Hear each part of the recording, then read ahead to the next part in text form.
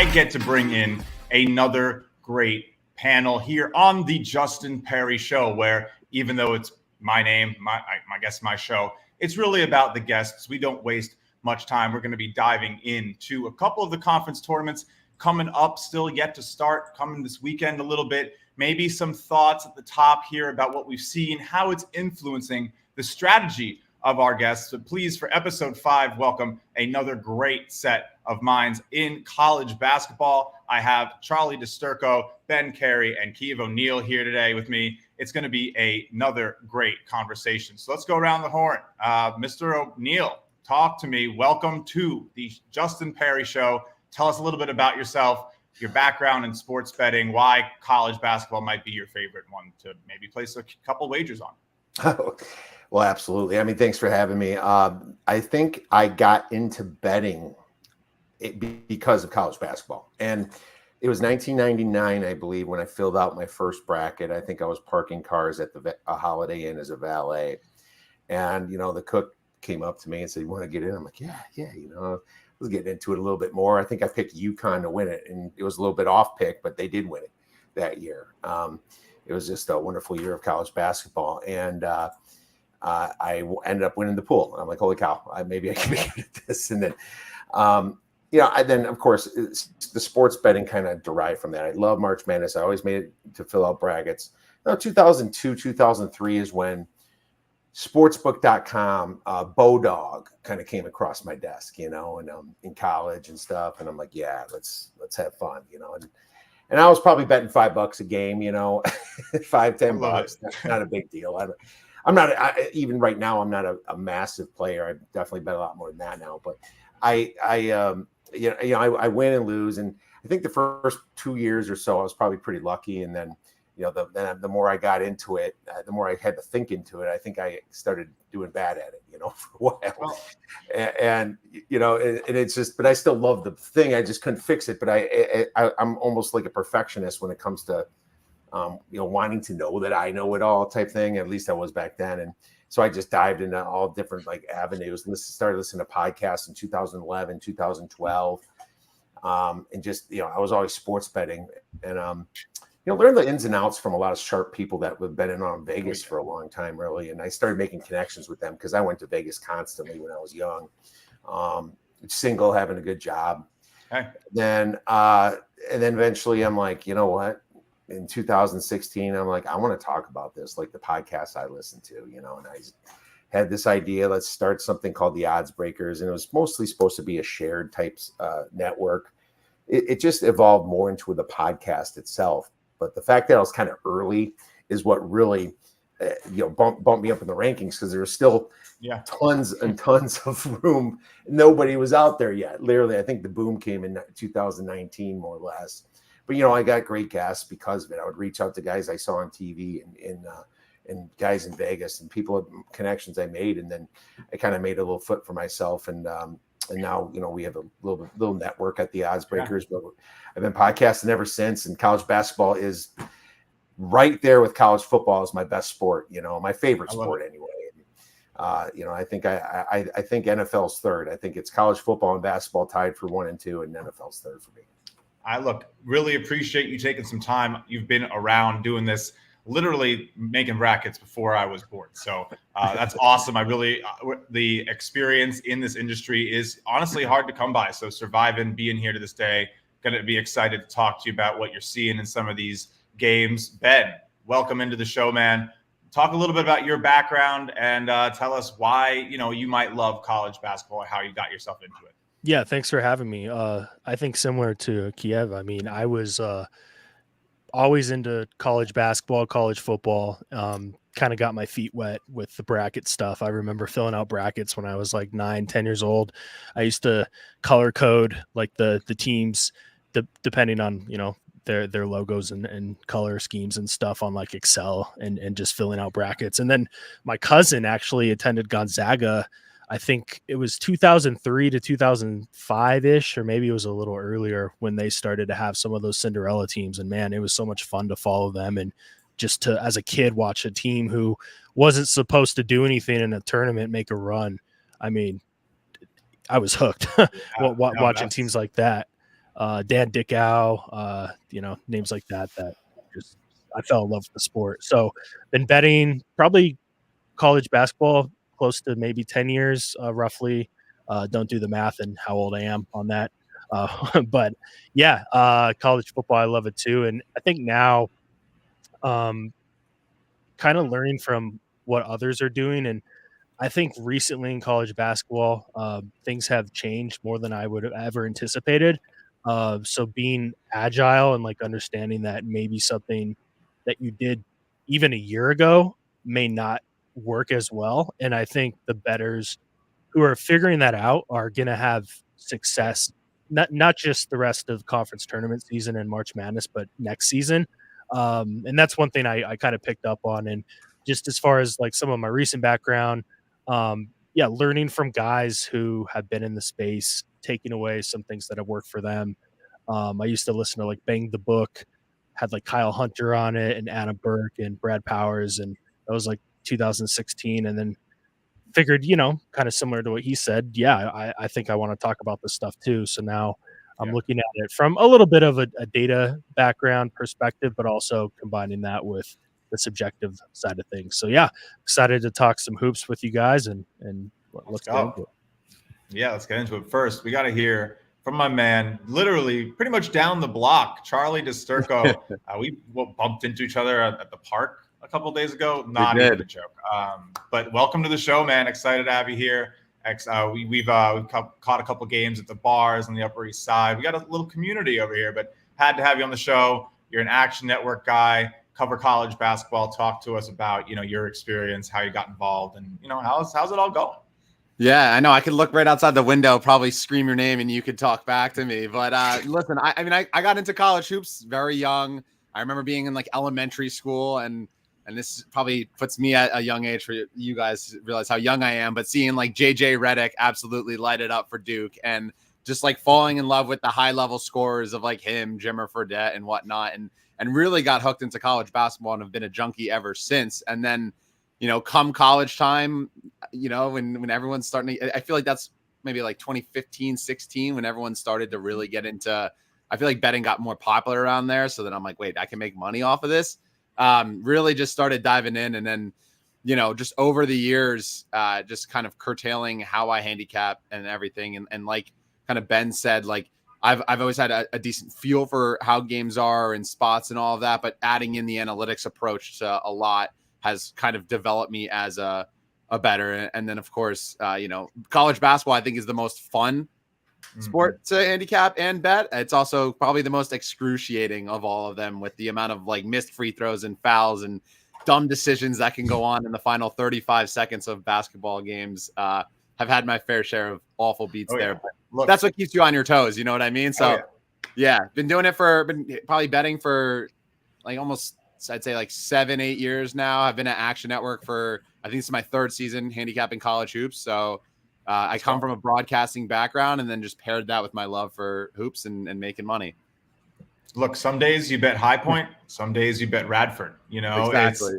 It's truly, it's a crazy sport. You could feel great after the first 5 minutes and then look back at the final box score and be like, that wasn't the same game I looked away from. But that's what we're here to talk about. There's been a lot of that going on here in the first week of March Madness. I love conference tournament week. I think it's just as exciting. We got some day games back in our lives yesterday, guys, a little bit today as well here on Friday when we're taping this episode. But a few of these upsets making a little bit of noise. I'll go around the horn. A couple of them, Texas State and the Sun Belt. We had the Horizon see Milwaukee and Cleveland State get some big upsets. And then, of course, SIU, losing to UIC and firing their coach in the subsequent day in the Missouri Valley. Kiev, I'm going to come to you. What's stood out to you a little bit? Which one has really caught your eye? Which team maybe were you surprised to see already be out of the running? I mean, I think the Horizon League in general, but I think it benefited me really, because you were on our show earlier this week and I took Oakland. Now Oakland's the favorite. I'm like, yes, that happened a little bit too quick, right? But as you said on the show, it was more of a volatile bracket, and there's a couple that we're going to talk about a little bit later in the show, but these teams aren't really that separated by each other. And so, when you see some of those big names lose, you're like, wow, maybe it makes you think like maybe I should have took more long shots. Well, I'm fortunate that Oakland's still in it. I don't want to, I don't want to, knock on wood here and screw them up here and give them some bad juju. But that was the most surprising to me, how quickly those top seeds really dropped out, Justin. Yeah. But we're gonna get a lot more of it. It's gonna all start here on Friday and Saturday, and I'm excited for it. I'm glad my Indiana State side still won.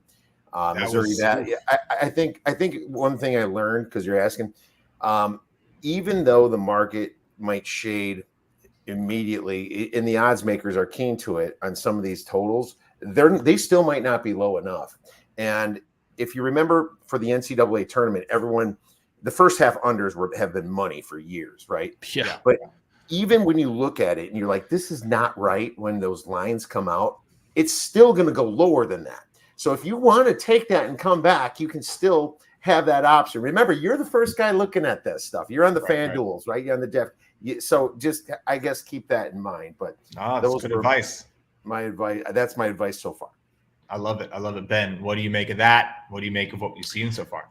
Yeah, I mean, with conference tournament play, you're always going to get a few upsets. I think looking at it from a portfolio perspective, like if you're betting a lot of these conference tournaments, and even if you have a pulse on it, you just don't want to get into a position where you have all heavy favorites or, maybe even all long shots, even though that's probably the safer way to go about it, because you're going to get these upsets. And, it's really interesting sometimes, because I think some of these conferences, you have it at the home location, and more times than not, that's going to benefit a team. But I've also seen it kind of backfire where a team almost feels more pressure, where they're the host team and they're the heavy favorite, the number one seed, and they almost feel like they have to win this. And then sometimes you'll get a deeper seed that upset someone in the first or second round and is kind of playing with house money. So we might have a few of those situations with some of the conference tournaments we're talking about today, but it's something to think about, because I've definitely noticed it throughout the years. You'll get a team who's playing so loose and they just get hot at the right time, and it's something to watch for.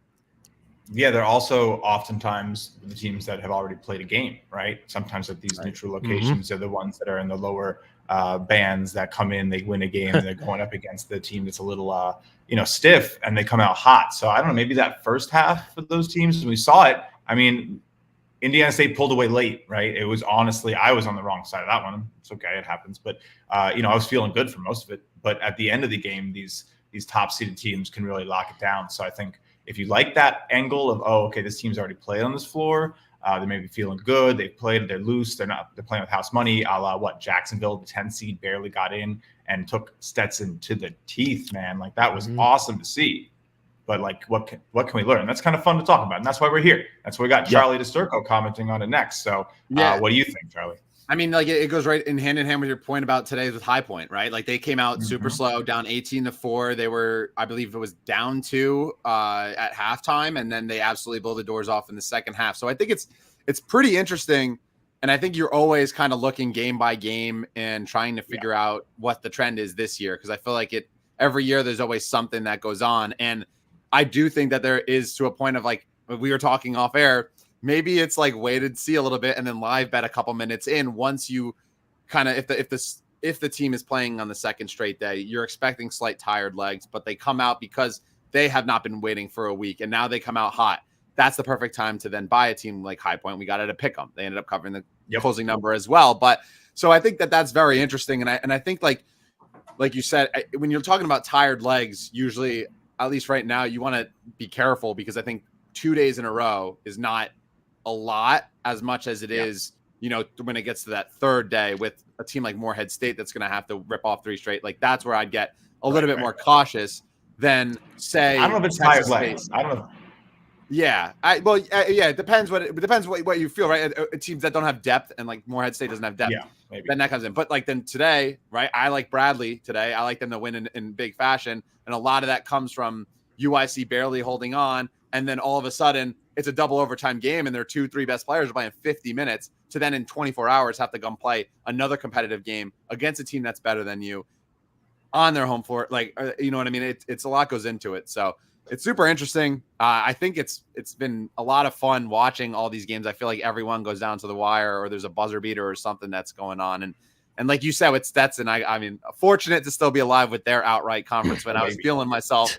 That game was crazy, man. I know. I can't believe they did it. Counting my lucky stars, maybe playing the lottery today. But you know, I have a ticket on them and felt so good after that first day where all the upsets happened. Crazy one. All right, I'll open to the floor. Any thoughts on what Charlie's saying here? Any comments before we move on to maybe some of that strategy talk? Yeah, the last thing I want to say is with these brackets, yeah, definitely take a look at the construction of the bracket. Because a lot of them are different. I forget which conference has it where it's like the highest or lowest remaining seed. They match up in that perspective. Then you have like the WCC, which has like the very polarizing bracket where I think only once in the last 25 years has like the 4 seed even won that, because the way they structure it, it's like Gonzaga's. All right. So we're getting a new topic.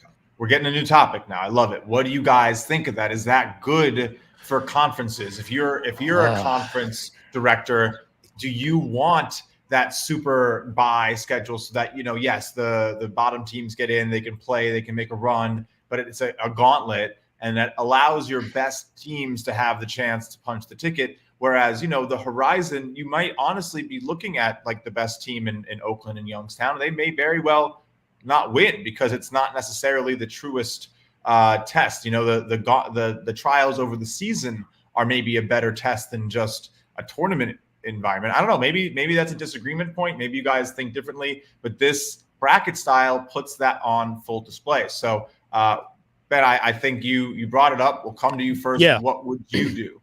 Yeah, so I personally think the WCC is a little too aggressive, the way they structure it, because if you're Pacific, well, not Pacific, obviously, I don't know what the heck happened to them, but if you're starting, you know, from that bracket, you have to win, I think, 4 games, and you know that conference is just so top heavy that I think it's a little unfair, but at the same time, you know, these conferences want their best teams in. Because when they go into the tournament, they're putting on a name for that conference. So you don't necessarily want, I guess, like these huge upsets as much. The fans love it, but I don't think like the conference leaders of each respective conference want those upsets as much. But I think there's like a middle where some of these conferences we're talking to today, it's like, okay, cool, you get a bye. I like how that looks versus just having like a triple bye. Yep. I think I personally, I'll interject next. I think personally for me, I like the conferences where not every team makes it from the regular season, right? There's a little bit of cutoff. So add some actual like consequence for having a terrible regular season, so you don't get like lazy play or anything like that. Good for your product. And then, yeah, you know, maybe a bye, or for sure a bye at the top, maybe a double bye if you want, if you're a bigger conference. But I think, yeah, you do want your top teams. If you're mid-major, the best thing that can happen for you is the best team wins your tournament and gets in. Kiev, I'll come to you, and then Charlie will clean this up. But what do you make? Would you do that type of system, or are you going to go everybody have at it, may the best man in the tournament style setting win?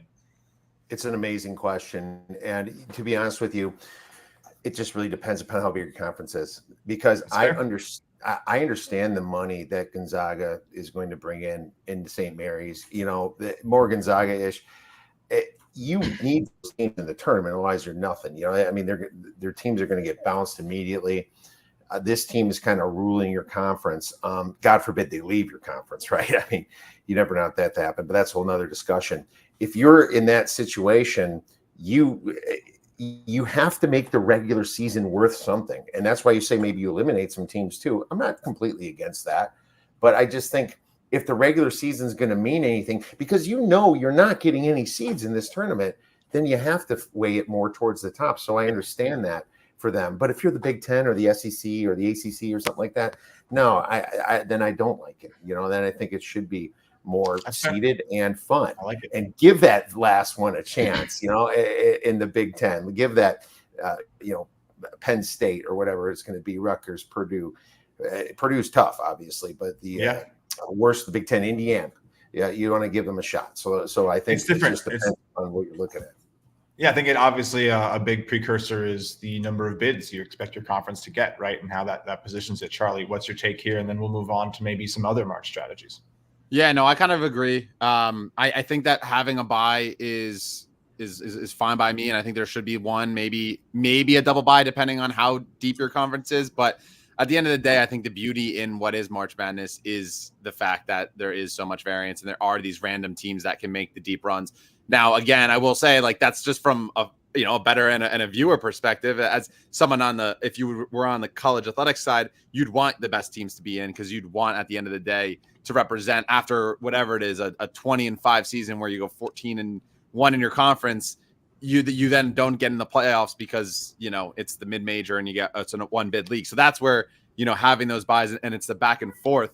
But just from a viewer perspective, I totally like having just like a buy, and then like straight up bracket style, let the Cinderellas come about, fall in love with one or two guys. Like Jacksonville literally almost did that with McCray. So yeah, that's kind of my thoughts.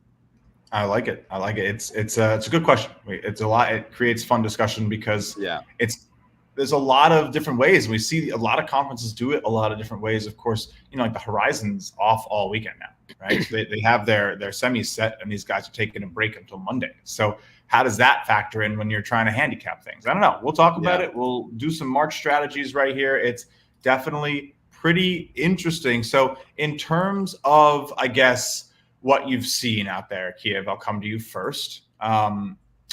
Is there anything that has maybe changed, or maybe you've doubled down on in your thinking? And let's stay away from the easy one with the Missouri Valley Conference unders. That's just too low hanging fruit, guys. Pretty funny, but they keep going. They keep going. But anyway, anything that you've seen maybe you really like dogs that have a high tempo, or maybe and they're pushing teams past comfort. Maybe you're using a specific ranking. I don't know. Is there anything that really has kind of been helping you, guiding you, or maybe stood out so far? Yeah, March strategies. Don't forget about talent. There's a lot of teams that feel like they don't always give it their. I mean, Kansas on the road, they don't even want to win a game. It feels like there's quite a few of those teams, but talent, when it comes down to it, really overcomes a lot of situations, especially guard play. I know people say guard play is what it takes to win the tournament many times, but I believe in that.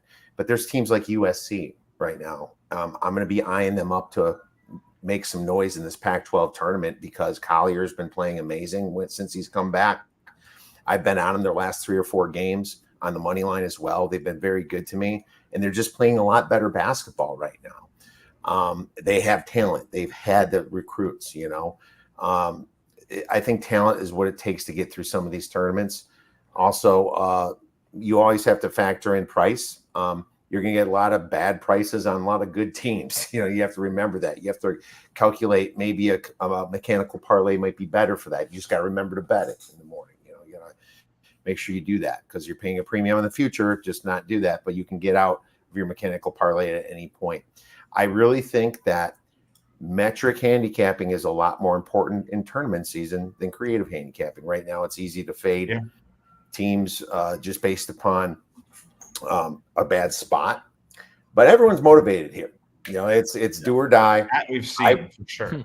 I think the metrics come back to life hard in March. So I will be looking at matchup metrics a heck of a lot more, especially at every single game in these tournaments. So that's my 2 cents.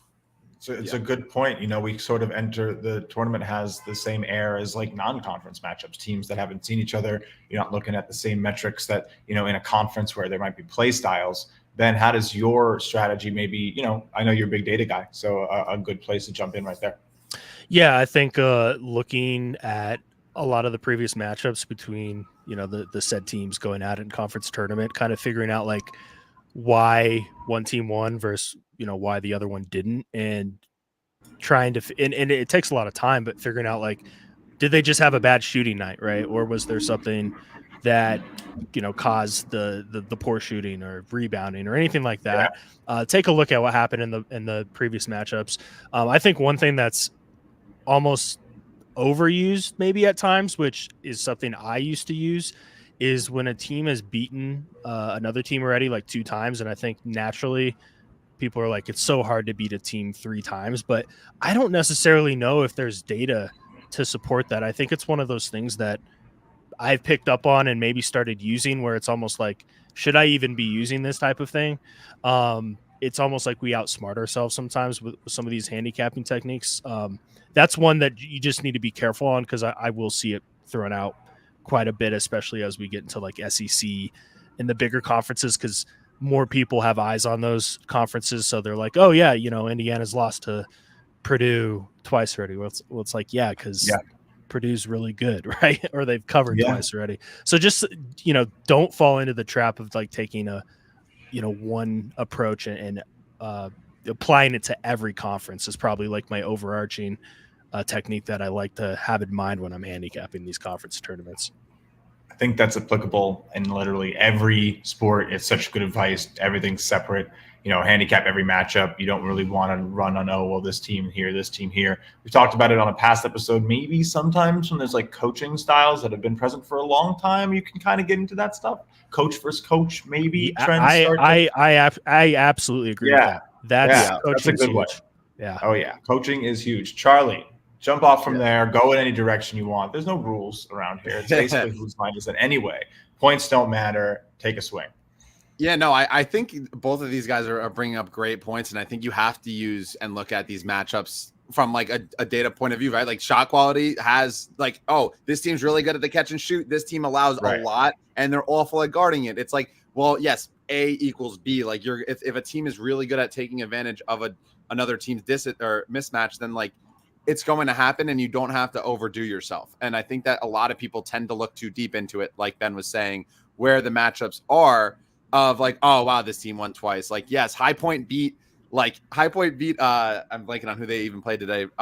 Twice, because they're way better. They won by 14 plus both times. Like, of course, like this is gonna happen when you dive into the matchup. They're just better. They have more talent, and like Kiev was saying, like more talent. Outweigh. Yeah. A talent is gonna at the end of the day, it's an important thing.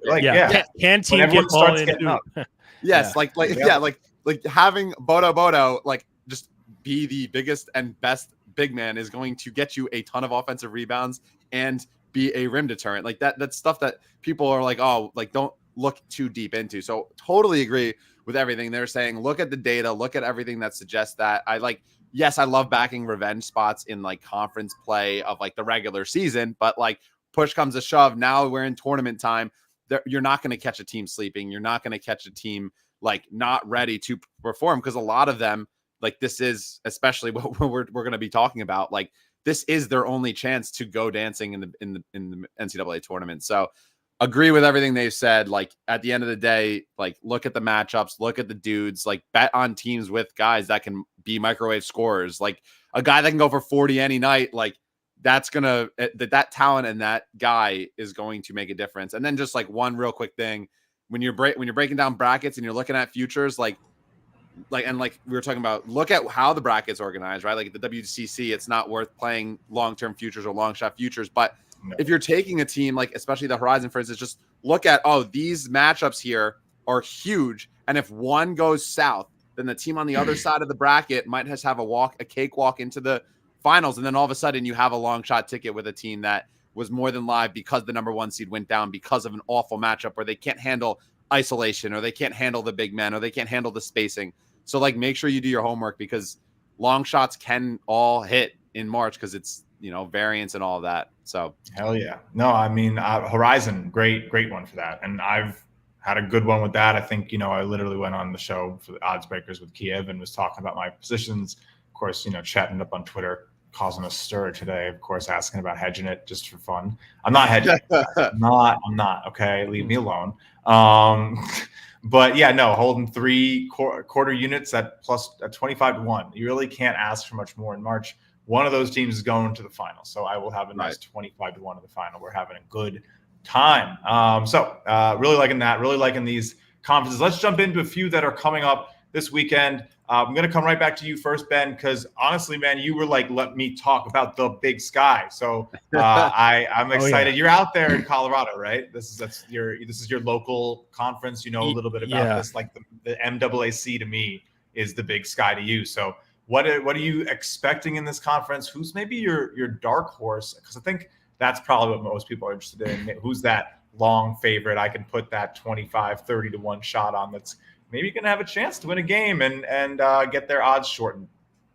Yeah, so one thing about the Big Sky Conference, it used to be at the top seed location. So back when I was in college at Northern Colorado, my freshman year, we hosted the tournament and ended up beating Montana for their first ever bid. And it was so much fun.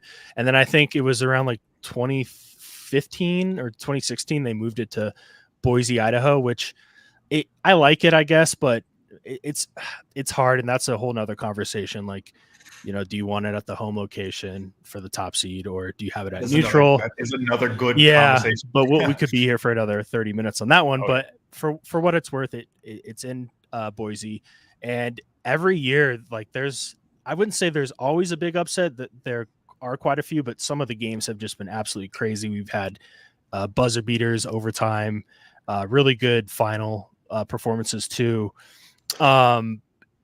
Northern Colorado is one team I want to talk about, and I could be biased on this one, but they were supposed to finish like 9th or 10th in this conference, and they're the 2 seed now. They had a few things fall their way, like the last couple games of the season with some other teams, and I think at their number, I was trying to pull it up here, they were around like plus 600, which I thought was a pretty good number, because the way I look at it is if Montana gets through and Northern Colorado gets through and they face each other in the semis, I have that game pretty close to a pick 'em. I think Montana may be favored by like a point, but I think Montana was sitting at like plus 300. So it doesn't really make much sense to me why someone would want to bet Montana at plus 350 around that number. I think if you like Montana, you should do a bet through rollover, which is you're just betting the team each respective conference on the money line, roll it over. I think that's more of a value play, but with Northern Colorado, I think there is value with them on the other side of the bracket. I like Eastern Washington. They're a poised team, and I think from like a talent perspective, they have like the top to bottom more talented team. Northern Colorado has a few guys, but they're a little top heavy with St. Thomas, who he's a stud. Like I actually think he could be a G League NBA type guy. And funny enough, Dalton Connect was on this team last year. I've been screaming about this guy for a year. I wish I could have got stock in him somehow. But a hotbed of talent. This conference usually has some great players. Yeah, be shocked to see some big transfers into some big schools again this season. Yeah, so he left, and I was so bummed out. I'm like, we're gonna suck next year, but hey, we have a 2 seed. But yeah, those are the 2 teams I'm kind of eyeing from a value perspective. But anything can happen. There's been some crazy upsets in this tournament before. I love it. Kiev, you have any perspective on the Big Sky? Is that one you take any swings at? Any teams you like? Any players? Oh, might be muted. I think you're muted, bud. Oh, we got to get a new title for that. Yeah. I was Jay Smooth back in the day. It's a throwback for you guys. Anyway. I'm muted because my dog busted in the door, and I didn't want to. So that means bet dogs, right? You gotta let them bark around here. We live that means you're betting Sacramento State, obviously. There we go. Oh, yeah, there you go. He's better be barking pretty loud for that one. No, I mean, I'm gonna leave this up to Ben. I don't bet this conference too often. At least I don't this year. I go year to year and just kind of pick conferences I like. And to be honest with you, maybe I might look for some unders. How's that court in Boise? Is that an unders court? It's what's funny, and this is something where I don't want to stray people the wrong way, but it seems like a lot of the refs have called a lot of ticky-tack fouls, and the point totals have kind of gone up over the years. But you want to be careful, right? You don't want to just apply that to this year, and then all of a sudden, they're not calling anything. So I'm looking at NOCO's totals last year, a 164 and a 157. So in the tournament. So, and what's interesting about this is that you look at the metrics like the Ken pounds and stuff. All the effective field goal looks terrible on defense, but some of these teams play very slow, like Idaho, right? And Idaho State, it's just super slow. I mean, Idaho State ranks 360th in average possession. Yet you look at their defense, effective field goal percentage defensively, 343rd. And you can see a lot of those teams like that. Even Weber State effective field goal on the opposite 331. You know, it's like you guys slow it down, but teams are scoring against you. So it's a scary conference for me. I'm probably going to pass. No, I feel you. I don't, I'm East Coast, so it's a little harder. And that's why I like getting people who do a lot of different conferences, a lot of different places coming on, talking about teams they know better, because that's how you get an edge. I don't really, a lot of my bets don't tip off after 9-10 o'clock. It just doesn't happen East time, Charlie, I don't know. Are you the same way, man? Do you play these Western conferences at all? Are you a big Sky guy? You got a team? No, I don't really have. I kind of like Montana State because I have a buddy that went around there. Just like nice. That's like kind of where I am. But I don't have like a like I don't bet this conference night in, night out. I do like Pac-12 stuff, but I was just curious for Ben because so when I look at this conference, right, and I kind of just did my research, looked at my numbers and all of that, and like a team like Weber State's 3-1 with their top 15 in minutes continuity, so they've been together for a very long time. They're a tall team that rebounds well. And, when you look at metrics, they're in the top 3 in offense and defensive efficiency, split with Eastern Washington. I'm curious, like, what you see with them in general. And, like, am I dumb for, like, being like, oh, I'm actually interested in potentially backing this team to, they take down Montana State, Eastern Washington, and then the winner on the other side? No, not at all. I mean, Eastern Washington, David Riley, their coach, he got, like, the coach of the year in the conference with Steve Smiley, the Northern Colorado coach. So there's a lot of respect for him. And, Eastern Washington isn't a team that's like super flashy, I would say, compared to like Weber. I'm spacing his name, the guy at Weber. Who's Dylan Jones? Yeah, Jones. Yeah. Like he's, we talk about talent. Like he is probably like with St. Thomas, like the best player in conference. But I think you're going to have like two opposing viewpoints on like that side of the bracket. But that's why I like the path for Northern Colorado to get to the championship. Cause like those two teams, to me, it's like a coin flip who's going to get through. And, there's always that far chance that some crazy upset happens and it's neither, but I feel pretty confident it's one of the two, but I just don't know who it's going to be. And I would rather be in a position with Northern Colorado where I could potentially hedge if you want to go that route, versus being in a position where, Eastern Washington lost to Weber, I'm done. So, yeah, no, look, that's a great question. Thank you. I love when my guests interact with each other, guys. It's the cool part about here.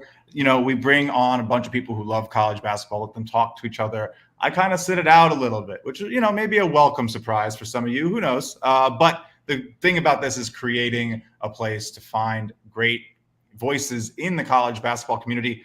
We do it every, Monday, Wednesday, Friday, 4 p.m. I have late night streams whenever I want because it's my show. That's the best part about it. But it is like, no schedule, no set date. I can't make a show. Oh, well, no one's going to get mad at me. Maybe you guys will. But yeah, Monday, Wednesday, Friday, 4 p.m. We will always be here talking hoops, and then we'll switch to some baseball. And maybe some of these guys will join me over the summer as well. But let's talk a little bit about the Southland, guys. We got a couple more here. I don't know if we'll get to the Summit and the Colonial. We actually covered that on our last episode. So let's finish up with the Southland. It's been such a great conversation. I really like to shoot for 45 minutes. I really don't think most people can pay attention much longer than that in a general sense, my personal philosophy. And I don't want to keep you guys here too long because you got big things going on. It's March, and I know your time is valuable. So we'll go around the horn. One last conference here on the Southland. Kiev, I'll come to you first. Any picks here? Any feel for this one? This is honestly, I love this conference. Such a fun one to take a peek at. With McNeese, it's like, what can you do? I was on them. Are they going to do it? Is it just that? Is this one just sold? Then are we done? Do we even need? Should we just talk Summit then? Like, I don't know. I don't think so. I think that there's value in somebody. I just couldn't find it. Okay. All right. You know what? I don't know. I don't know if there is value in somebody. Like, I don't think there is value. The line opened at minus 240, and I was even like, that is too short for McNeese State. It's 330. We're betting McNeese. Okay. Well, I'm gonna make one small case, something I found, but I'm personally not going to be betting it. I just want to bring it up. So Lamar took McNeese, I think, down to the wire on the road. I like Lamar a lot, actually. But that's like, that's a pretty. They're a good home team. Is the problem. This is like one of these conferences with home. Yeah, and this conference really wants McNeese in. Like, yeah, of course. The refs know it. Everyone knows it. They're in Lake Charles. The Gaming Integrity Commission is looking into it already. Yeah. Right? Like They're Temple. looking Yeah, at the don't temple come at me. yesterday. I don't know if you heard about that. I did. They're looking at the That's why I make the joke. That's why I'm That was- okay. That's not the first time so it happened with to Temple continue, either. So. I was on McNeese early, but I was like, okay, there's no value on this team. Guess what? They keep blowing out teams by 20-some points, and I was wrong. There still was value. I could have still bet on them, but I did. I was think just they're like, doing I'm it. done with these I guys. think But they're hey, doing it. All right. Yeah, I don't know how. how you bet against this team and with this roster, this coach, and how dominant they've been. Okay, yeah. so let's talk a little bit. Let's do the Colonial because I think everybody likes the Colonial. It's very wide open in my opinion. So we'll go around one last time. We'll go reverse. Charlie, I'll come to you first.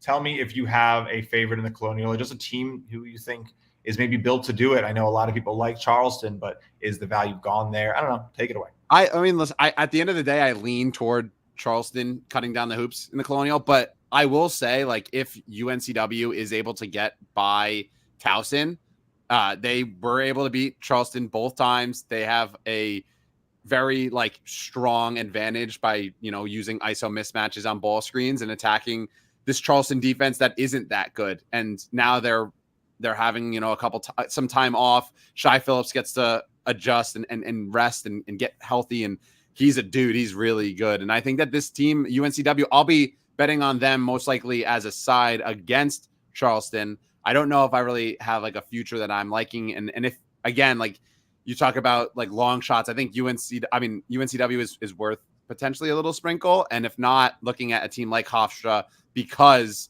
you could be sitting on the other side, walking into that championship game, facing a team like UNCW, because Charleston can't really take them down. So a lot of variance with that team, with Charleston, and UNCW is definitely a mismatch in a game that I've circled come if they beat Towson. I like it. All right, Ben, you're up. Give me a Colonial hot take.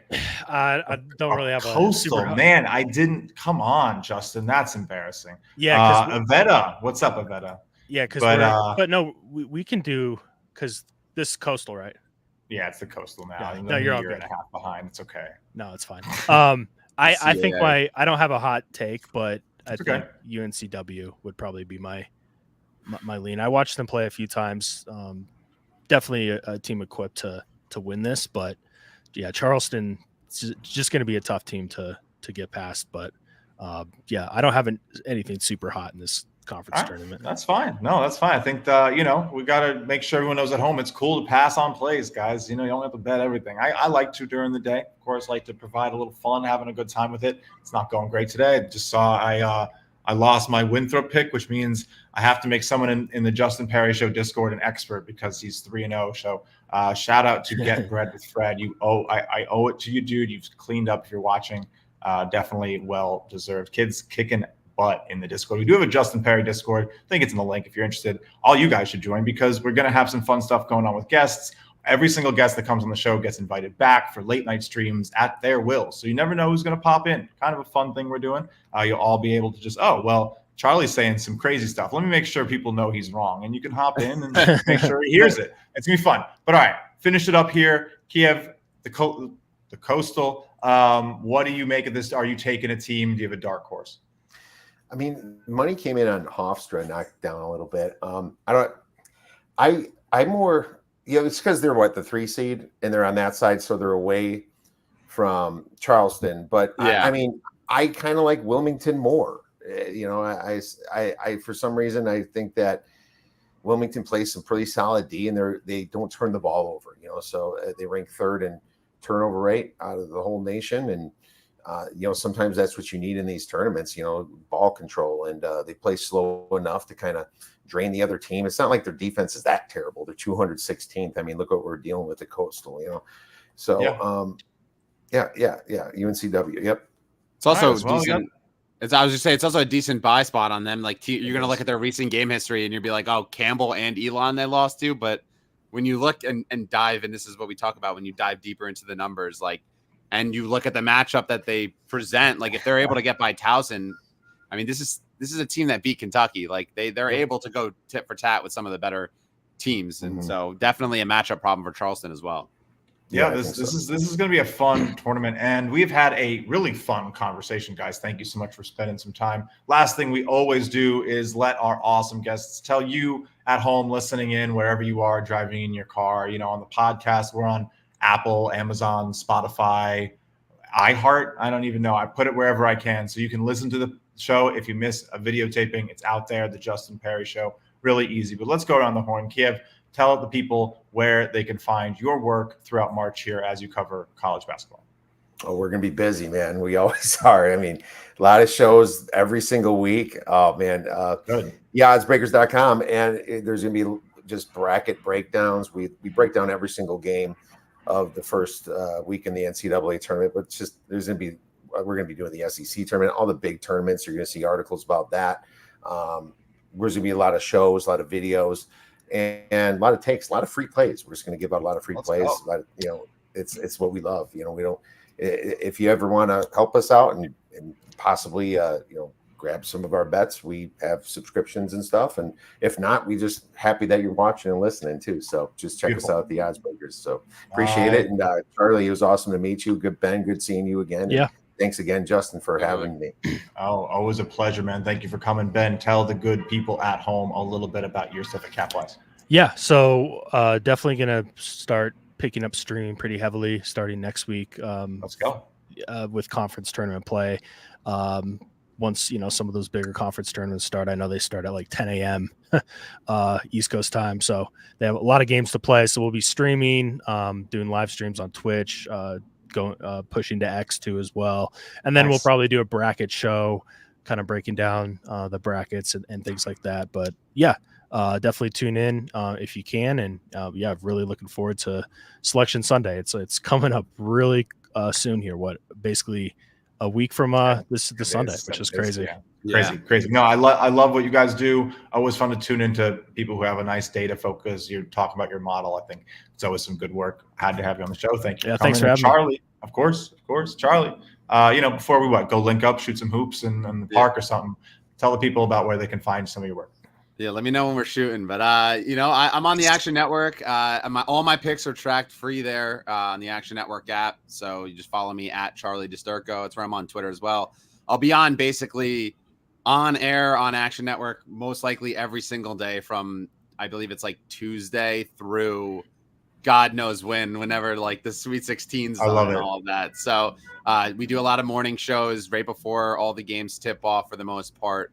So yeah, that's kind of where I am. If not, I'll be on Twitter yelling about something. So I appreciate the invite, Justin and Ben and Kiev. It was great to meet you guys. Hey, likewise.